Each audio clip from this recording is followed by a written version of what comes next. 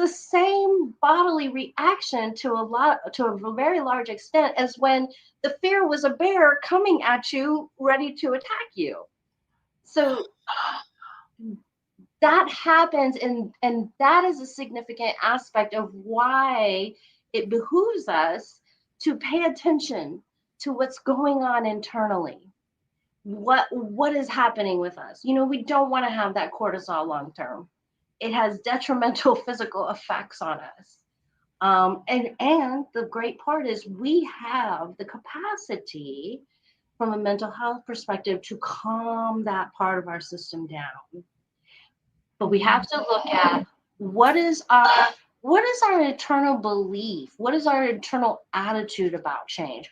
For example, Deborah will win. She explained for her, she's looking at it as an adventure. That is the difference between her system coming in with eustress, so there's a little fear there, but it's exciting, and distress, where the fear is so disabling and overwhelming that you have a hard time functioning.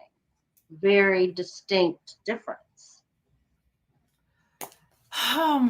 Yeah, this is really fascinating because I think how the body reacts to a physical threat is the same as the body reacting to a psychological threat or even a perceived threat.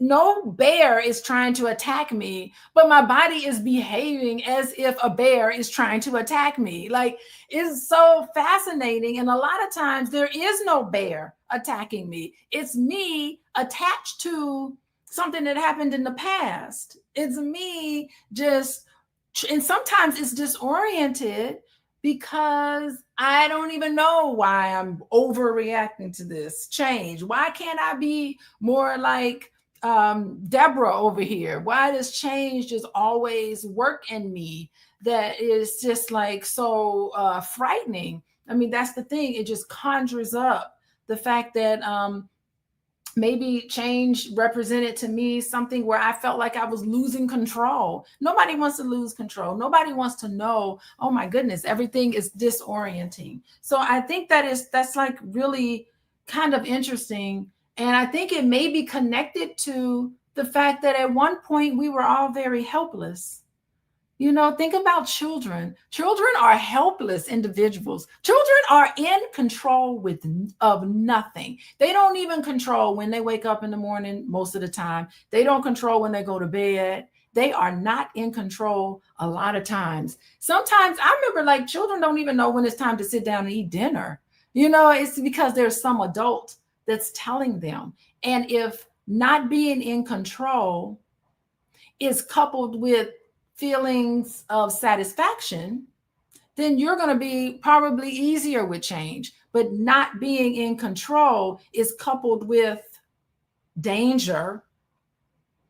If not being in control is coupled with somebody abusing me or calling me names or persecuting me, or it's in with this, it's in with the scary moments. Whenever I'm not in control, things are scary. If not being in control is associated with something frightening, then of course, now that you're uncertain about things, it's going to conjure up some really scary times. And as Deborah, I know Chris got it going on. She's talking about you have to keep that cortisol. It's going to have that cortisol effect. Oh my God, in my belly. Yes, it has a physical effect on you. I'm doing this boot camp right now.